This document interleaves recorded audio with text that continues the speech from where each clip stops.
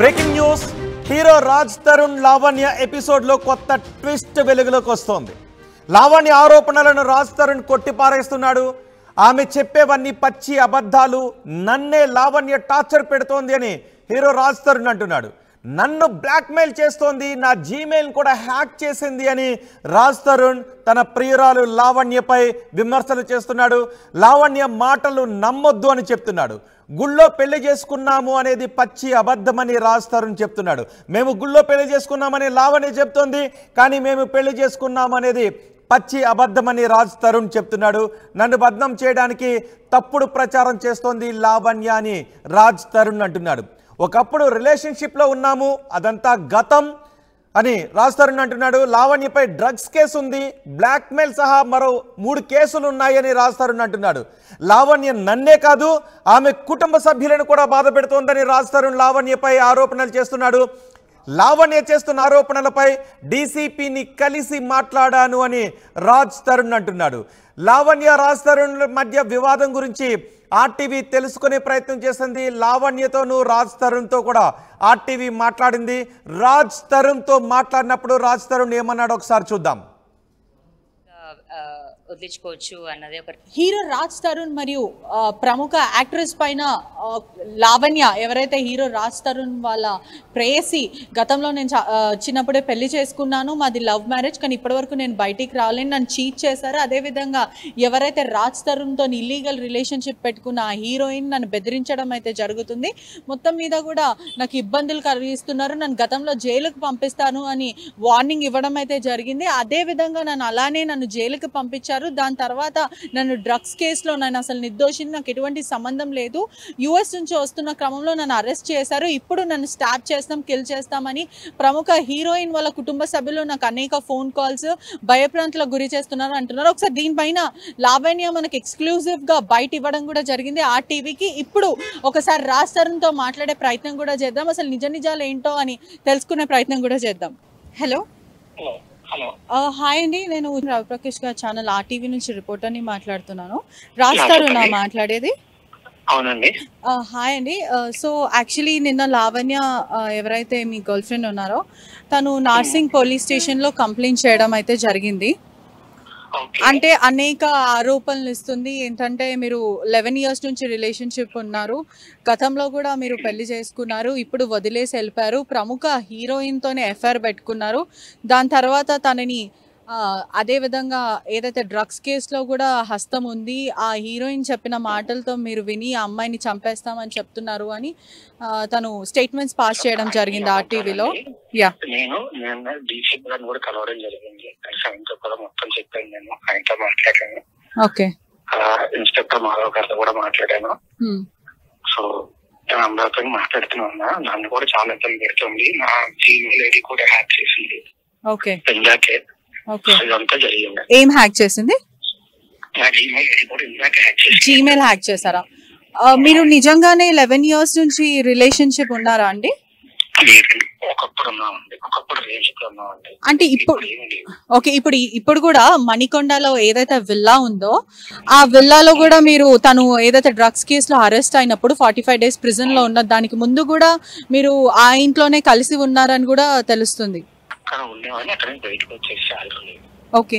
అంటే మీరు మోసం చేశారు ఇన్నేళ్ల నుంచి ఎవరికంటే ఇప్పటి వరకు మీడియాకే కానీ ఎవరికి కానీ తెలియని విషయం ఏంటి అని అంటే తను ఎవరు కూడా తెలియదు, డ్రగ్స్ కేసు తర్వాత వెలుగులోకి వచ్చింది, ఇప్పుడు రాజ్ తరుణ్ గర్ల్ ఫ్రెండ్ లాగా బయటికి వచ్చింది. అంటే ఇప్పటి వరకు తను ఏం చెప్తుంది అని అంటే ఆర్టీవీకి వీడియో రూపంగా తను స్టేట్మెంట్ పాస్ చేయడం అయితే జరిగింది. తను ఏమంటుందంటే గతంలో కూడా నన్ను చాలాసార్లు ఎప్పుడు నేను ముందుకి రాలేను, రాజ్ కెరియర్ కాబట్టి ఎప్పుడు నేను ముందుకి రాలేను, ఏ విధంగా కూడా నేను ఏం చెప్పలేను, కానీ ఇప్పుడు రాజ్ మాత్రము ఎవరైతే ఆ ప్రముఖ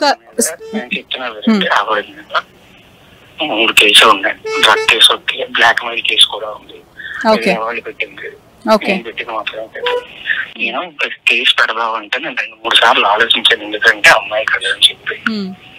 కాకపోతే డీసీపీ గారితో మాట్లాడాను, నన్ను కూడా చాలా నన్నే కాదు మా పేరెంట్స్ ని కానీ నేను పనిచేసే వేరే డైరెక్టర్స్ కానీ వీరందరినీ కూడా ఇబ్బంది పెట్టి చాలా వేస్తుంది. సో అందుకే డీసీపీ గారిని కలిసాను, నేను కలిసి ఆయనతో మాట్లాడాను. అండ్ ఇన్స్పెక్టర్ గారితో మాధవ్ అని చెప్పి ఉంటారు ఇన్స్పెక్టర్ గారు, అక్కడ హిమాయత్ దగ్గర. ఓకే సో ఆయనతో కూడా మాట్లాడాను.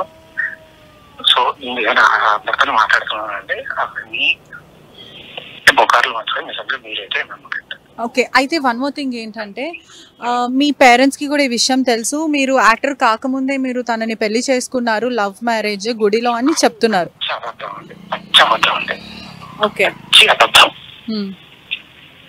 అంటే కేవలం మీరు లివింగ్ రిలేషన్షిప్ లో ఉన్నారు అంతేనా? Long back.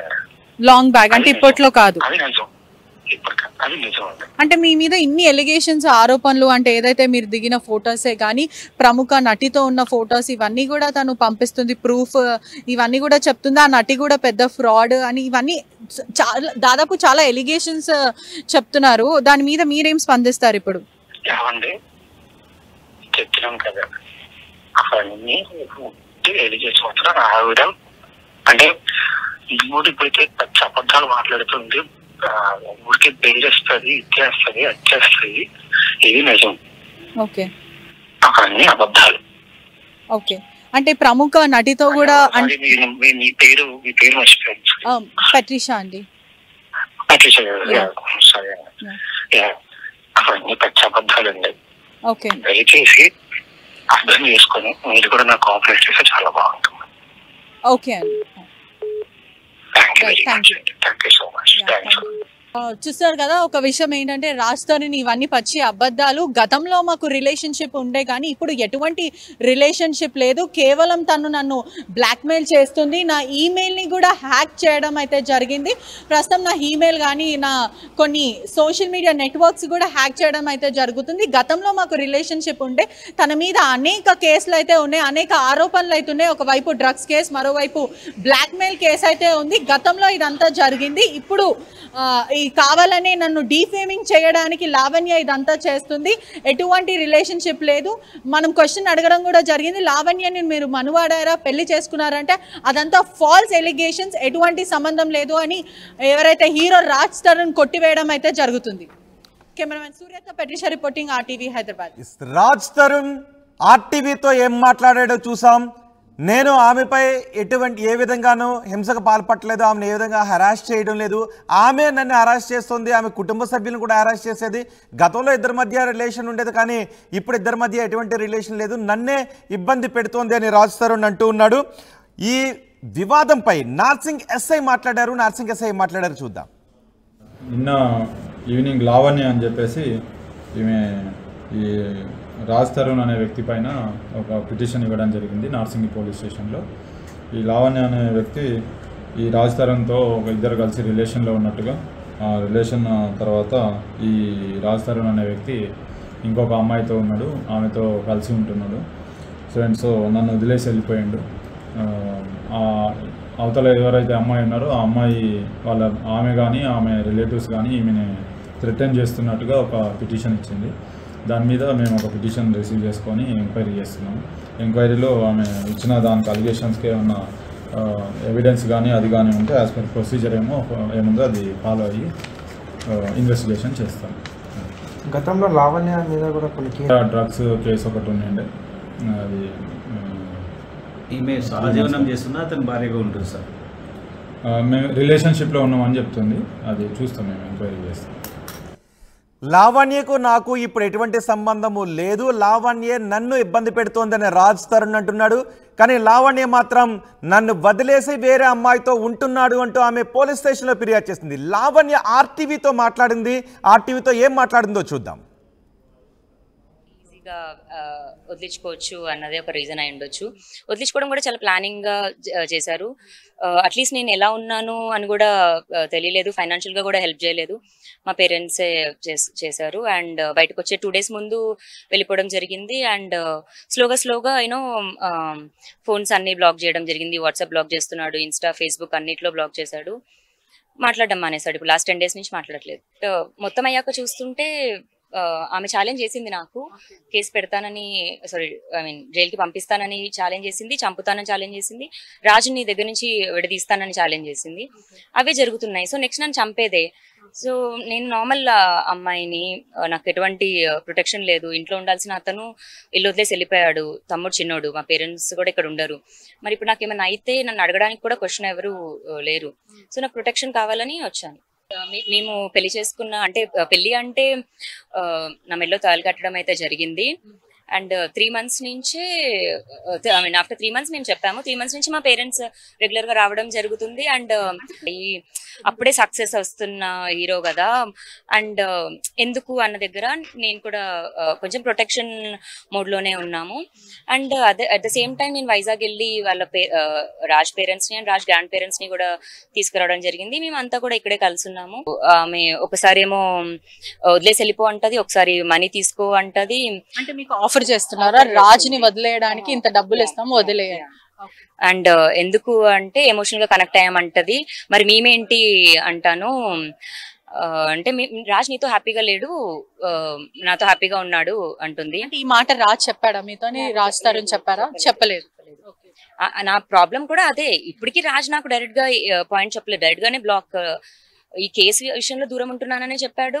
కేసు విషయంలోనే ఇది ఒక 10 days బ్యాక్ మాల్వి గురించి టాపిక్ ఇంటెన్స్ పెరిగి 10 days నుంచి మాల్వి టాపిక్, కానీ అది కూడా నాకు నువ్వు వద్దు మాల్వితో నేను ఉంటున్నాను అని చెప్పలేదు. మళ్ళీ మాల్వి మల్హోత్రాతో ఏదైతే అఫేర్ ఉంది అని నాకు తెలిసిందో, నేను ఆమె ఏంటి అని తెలుసుకోవడం స్టార్ట్ చేశాను. ఎందుకంటే రాజ్ బిహేవియర్ ఒక్కసారిగా చేంజ్ అయిపోయింది, విచ్ ఈజ్ నాట్ హిమ్. అతని బిహేవియర్ కానీ యాక్షన్స్ కానీ కొంచెం క్రూయల్ గా అండ్ అరోగెంట్ గా బిహేవ్ చేయడం ఇదైంది. సో రాజ్ కైనా అదైనా చేస్తుందేమో మన దగ్గర భయంగా ఉన్నాను నేను. ఒకవేళ రాజ్ హ్యాపీనెస్ కోసం అయితే నేను వెళ్ళిపోయేదాన్ని, if she's a good woman, but she's not అని నాకు అనిపించింది. అందుకు నేను ఇంకొంచెం ఫైట్ చేసి రిస్క్ చేశాను. మేబీ అందుకే నాకు ఈ థ్రెటన్స్ అన్ని వస్తున్నాయేమో.